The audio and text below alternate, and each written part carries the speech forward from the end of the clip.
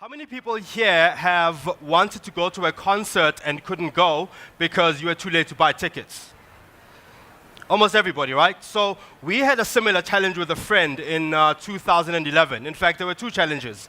So the first challenge was that I just started a business called WordStart, a digital word of mouth firm, and I needed to get the word out about this business, right? So a bit of taking your own medicine. The second challenge was that we heard that one of our favorite bands, a band called Rammstein, which is an industry heavy metal band, was coming to South Africa from Germany, and we were a month away from concert day. So there was no way that we could get tickets.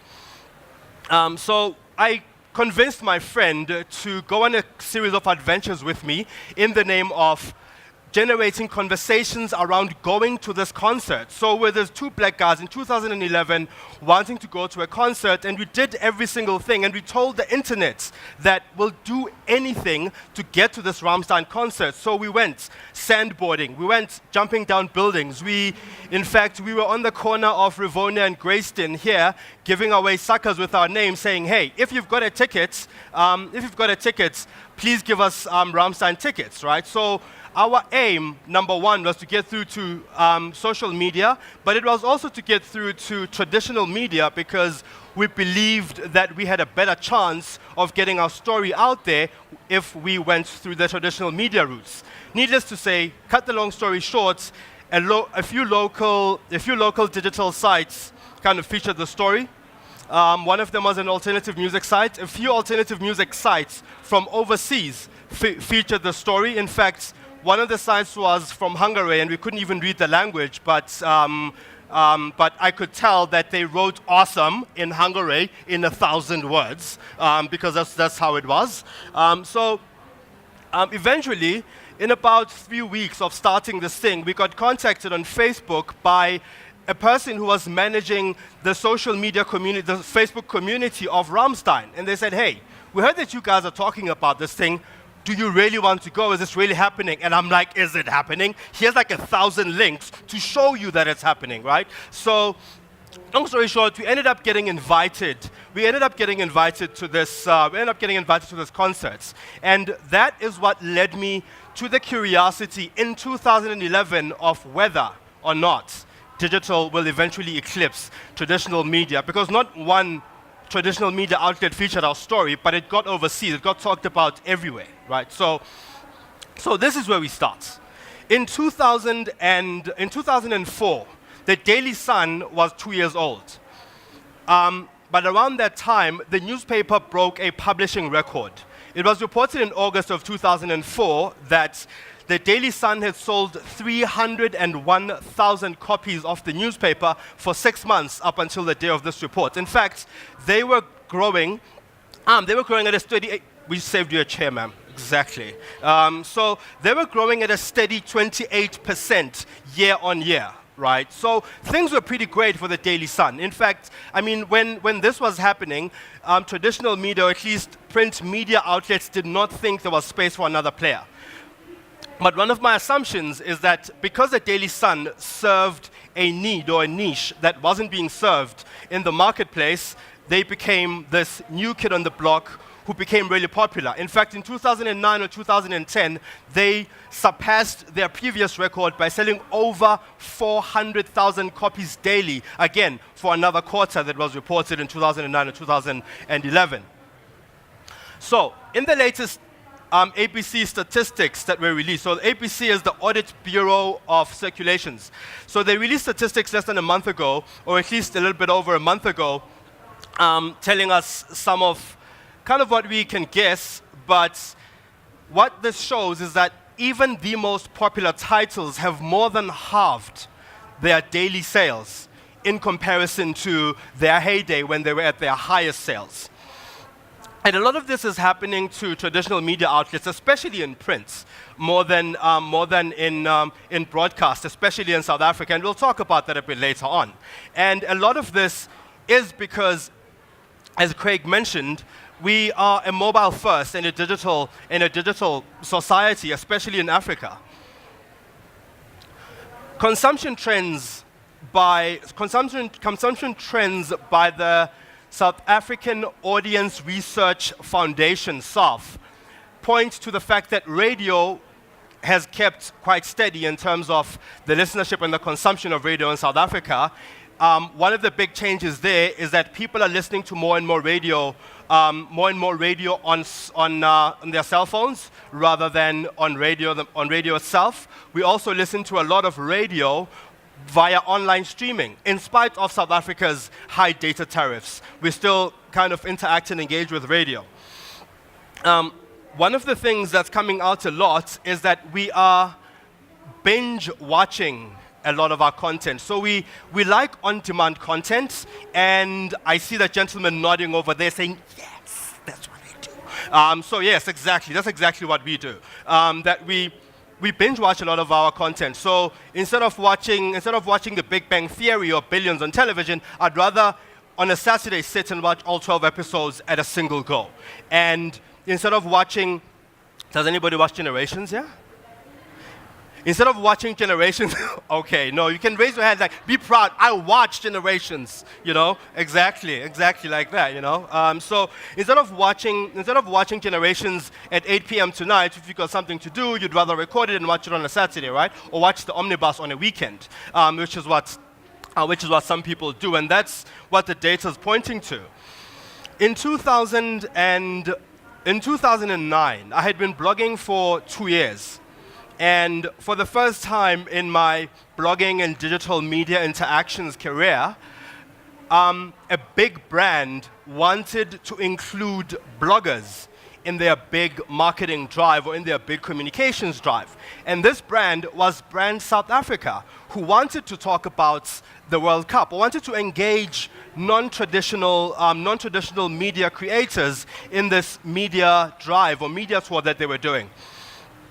In fact, the conversations that we got going among bloggers, which is what I was responsible for, getting influencers and non-traditional media creators to kind of interact and engage with this content. Again, that information went. It was picked up by international media outlets, but this is when, at least in my experience, we started seeing a shift. We started seeing this rise of this geek revolution of people who were before not noticed by traditional media outlets, right? So, or at least big brands.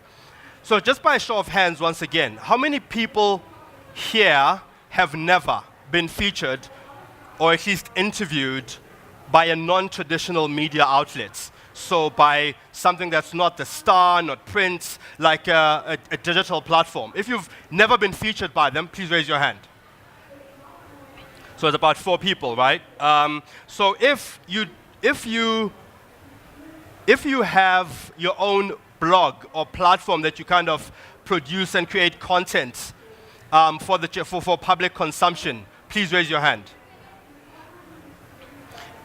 If you own a domain that is, your own sort of name domain, like marksmith.com or marksmith.co.za, please raise your hand.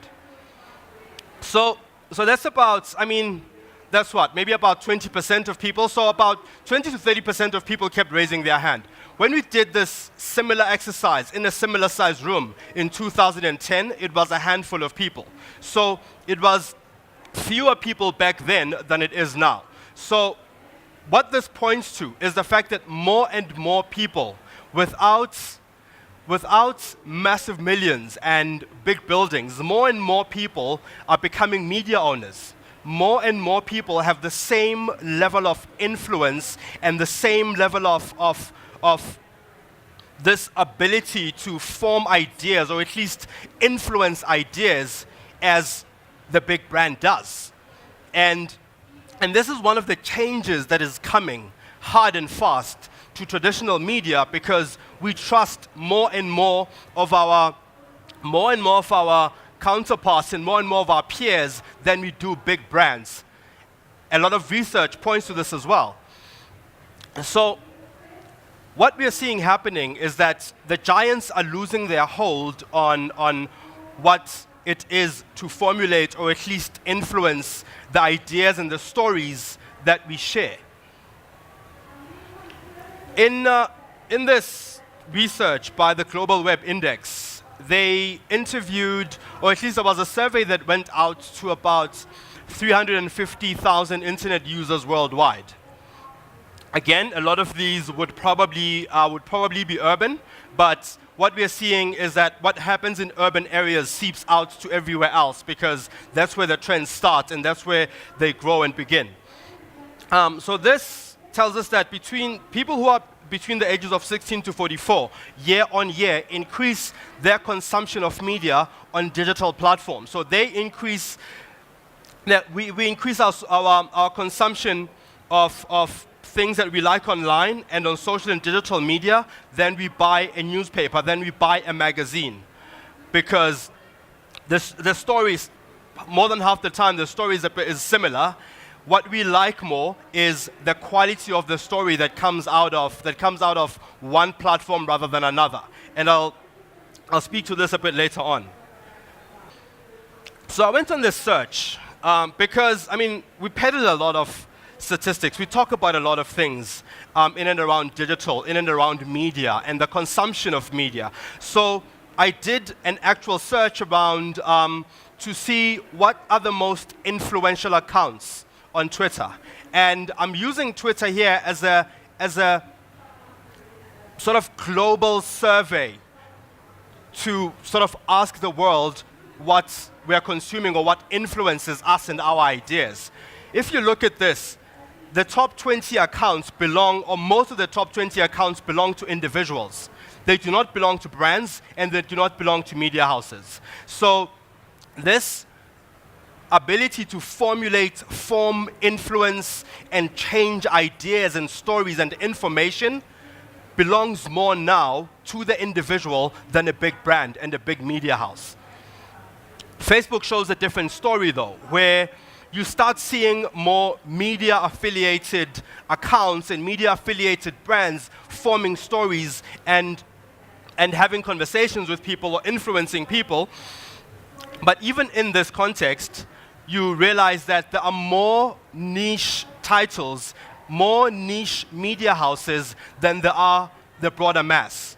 The only one that shows up, the only one that kind of shows up consistently is News 24. And if you look at News 24, they do not represent a single newspaper. They don't represent one newspaper.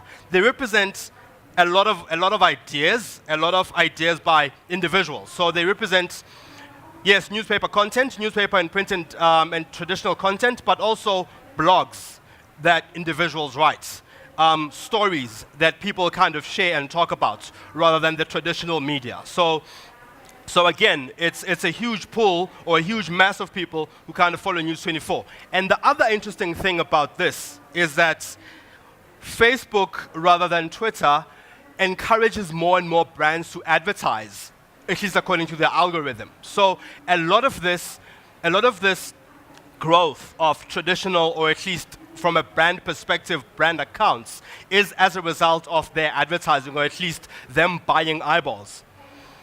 So one of the things, before I get into that, so one of the things that is a huge change in the consumption of either digital or traditional media is of course the trust factor. So the Cape Storm was talked about a lot yesterday, it's talked about a lot today, and we all kind of want to know how our loved ones are and how the rest of the country's, how the rest of the country is. And with also the fires in Knysna last night, or the fires that were talked about in Knysna last night. So you would assume that with stories like that or news like that, we would watch a lot of television. We'd be watching news a lot. We'd want to know what the developments are in the Cape Storm. So yesterday, this was a new addition to this presentation. So yesterday, Arthur Goldstock, who is a media analyst, a very seasoned media researcher, a seasoned journalist, and I'm sure a lot of you know him, or some of you might have heard about him, said this yesterday, that a lot of what is being shared in traditional news, or at least by the news, is not as reliable as what's being shared by people on the ground in Cape Town who are witnessing the storm. So that's very interesting when you think that, the SABC has offices in at least almost every town. That a lot of these media houses have people and journalists on the ground, but they're not reporting as accurately on the story. They sensationalize the story more than giving you the cold, hard facts and putting you almost on the ground in Cape Town, even if you are sitting in New York City or sitting anywhere else in the world. So digital media by far democratized media ownership. It's set the bar for media ownership much lower than the millions and hundreds of gazillion trillions. I mean, this was popularized by a very influential person in the country whose name I won't mention. So I'll also use that term. So it set the bar so low that anybody now with an internet connection and a device that transmits media can actually influence ideas. They can share stories. They can share important data or what matters to them. I've mentioned this earlier, that we trust people more than we trust brands. That in our trust of people more than brands, more and more data is showing that whenever brands, Craig mentioned something like this earlier, whenever brands now want to reach out to a person, they try to get an influencer to reach out to people because that person is trusted by a closed-knit community. In a book called The Long Tail, an author by the name of Chris Anderson investigates this about cultures, about brands, about the consumption and usage of brands.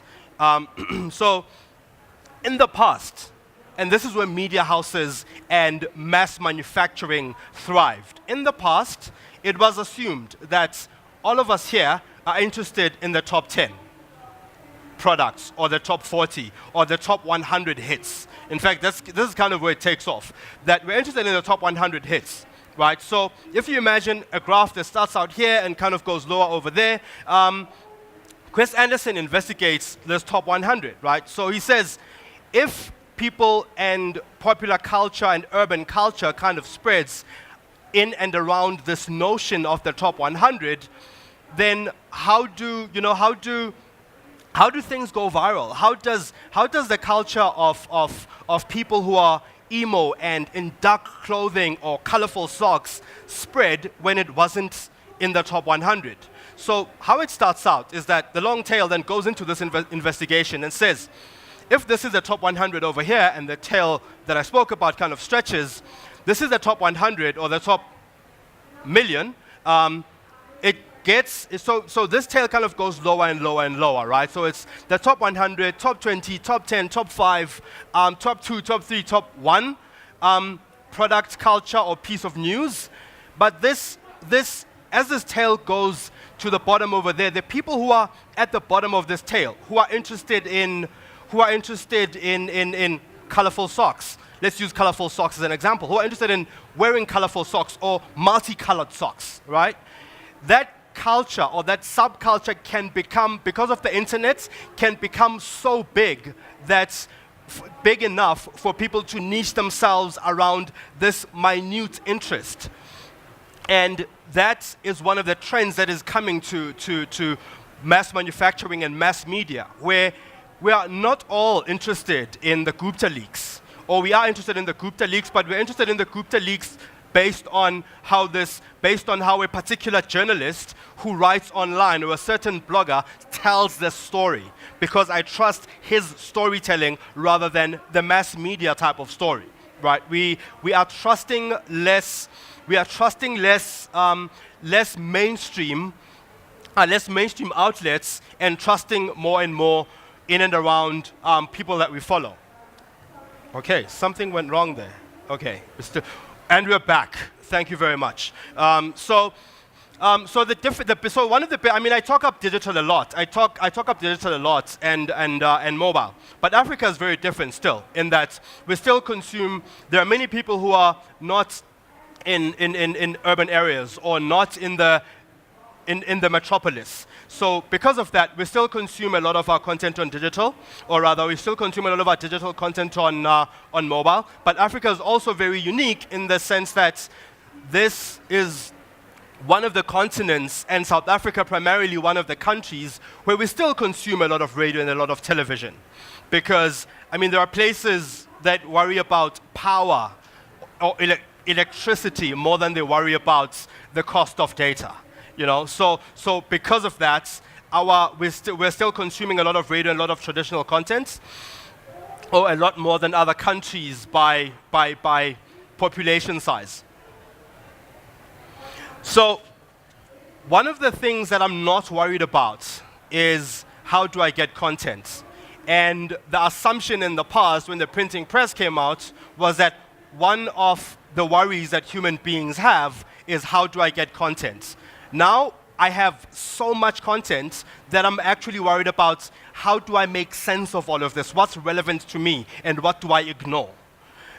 So in these massive amounts of content and these massive amounts of data that we consume, we find our own order in the chaos. We create that order for ourselves, and we create that order more and more around the individuals, people, and platforms that we trust. In this research by the Golden Global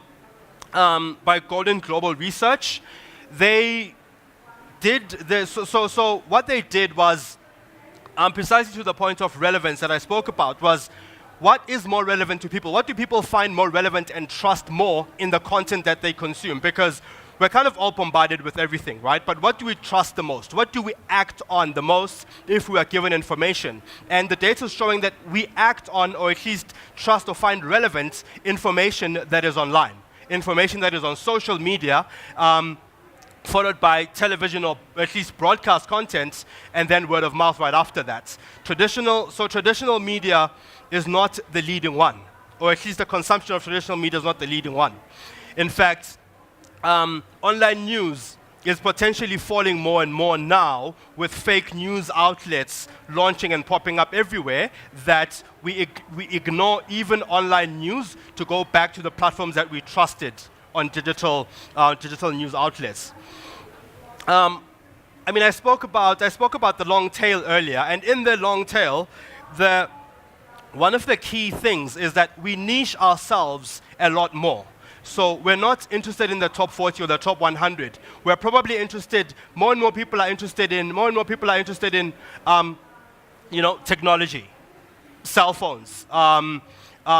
People who are interested in scrapbooking kind of organize themselves. But what also happens is that we find these multiple points of interest, so much so that when a brand so we work a lot with brands, and when a brand approaches us, they would say, how do I get this jacket or these pair of jeans or this clicker to presenters who would specifically be interested in advertising? You know, how do I get into the advertising community?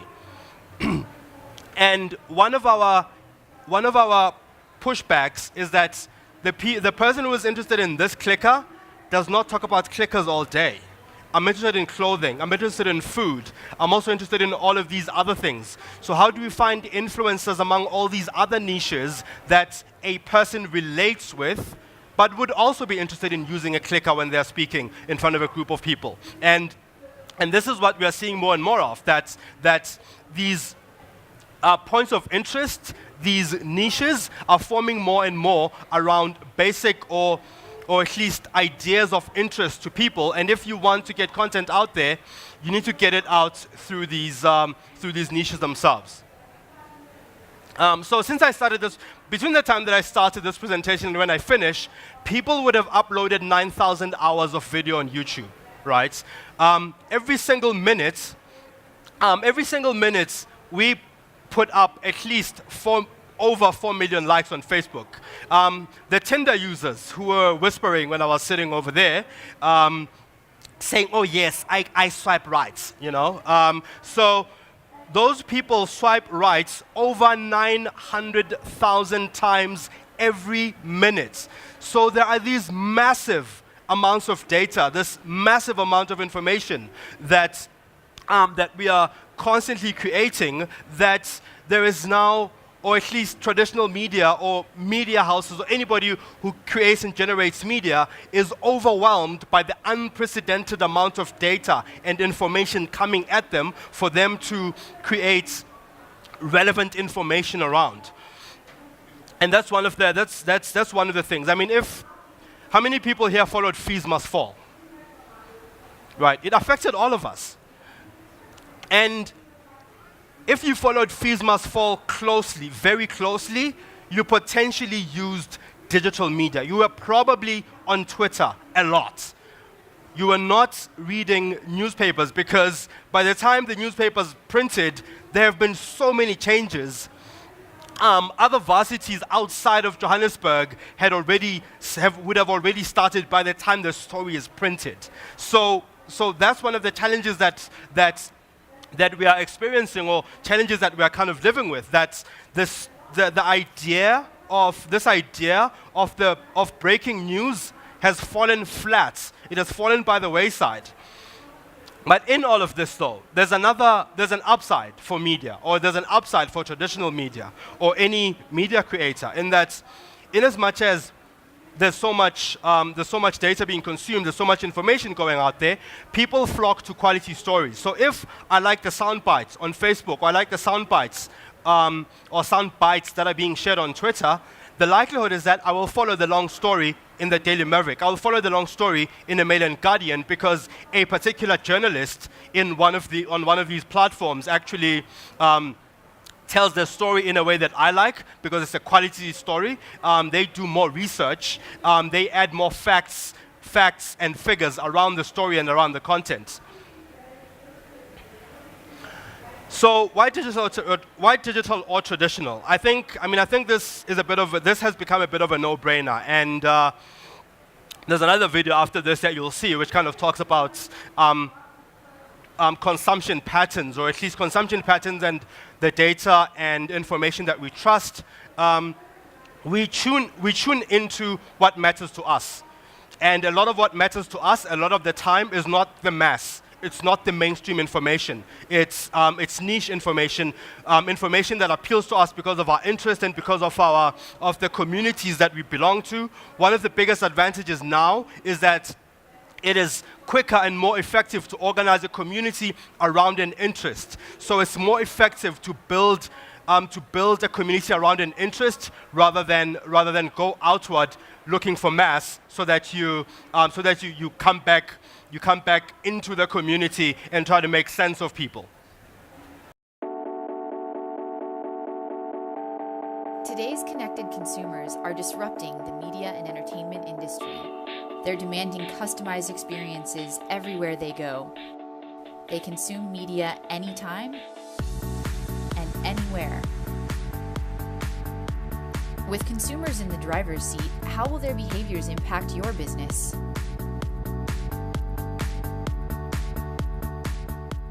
Consumers of all ages are changing the way they consume media. Some consumers are binge watching, and some are watching short videos on their mobile devices.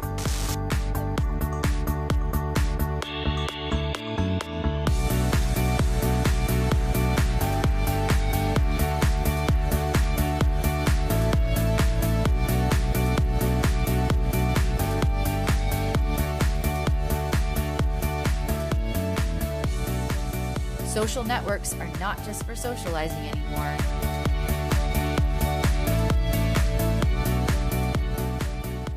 Consumers also use social media to get news or resolve customer service issues. Gen Z and millennials are influenced more by recommendations online and on social media than they are television ads. Okay, so to wrap up very quickly, well, whether or not digital media will eclipse traditional media is a bit self-evident based on the data and the information that's out there. But I believe what's more useful to the people in the room is how you can take advantage of this change as it changes. How do you take advantage of it for your business? So the first point is that people are constantly looking for information. And with the societal issues and challenges that we've got right now, one of the things, or one of the key things, is to find a societal issue that your business can align itself with, or that your communication can align itself with, because there's a lot of advantage in doing that. Aside from building an interested community, you're also able to communicate information that is useful about your business as well, and your business becomes part of a solution. Start conversations that resonate with people. You know, the stats and information that I shared earlier speaks to the fact that people trust people more than they trust brands. So if you as a brand can start conversations that resonate with people, especially as a small brand, because then you understand your community or your customer a bit more, I believe, than a bigger brand, if you invest time into it. So find a niche and grow with that particular niche. If people that follow your brand are interested in multicolored socks, find the people who are interested in multicolored socks and talk to them, you know, and talk to them in a useful way. What else do they like? What else kind of bothers them? What else appeals to them? With this unprecedented data that we create and content that we consume, there's an opportunity in connecting with people at a real level, because a lot of the stuff that's out there is fluff, it's not useful, but if people find something that is useful to them, they will gravitate towards it. And if your brand offers that, your brand immediately, instantly increases its value to the consumer. Interact with people from a point of relevance, and I mean, we saw earlier in one of the slides that people find a lot more relevance on social and digital media than they do on traditional platforms. So if you could hit two birds, where you are able to spread word of mouth about your brand in a useful way and connect with people from a real level, then you're winning. Authenticity and relevance grows brands. I think. In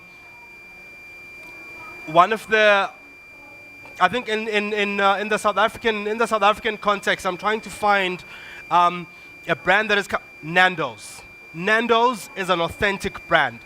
Nando's doesn't one day talk about the politics and issues in society, and the next day almost be apologetic about those issues. They go right to the heart of an issue. They're one of the most, I believe, most authentic brands, where if you see a font, if you see a conversation, if you see an ad without Nando's on it, but there's chicken in the ad, you will not confuse them for any other brand. So if you could find that point of not just relevance, but this authenticity about your brand, then you've got the secret sauce already. Thank you very much. Those are my details.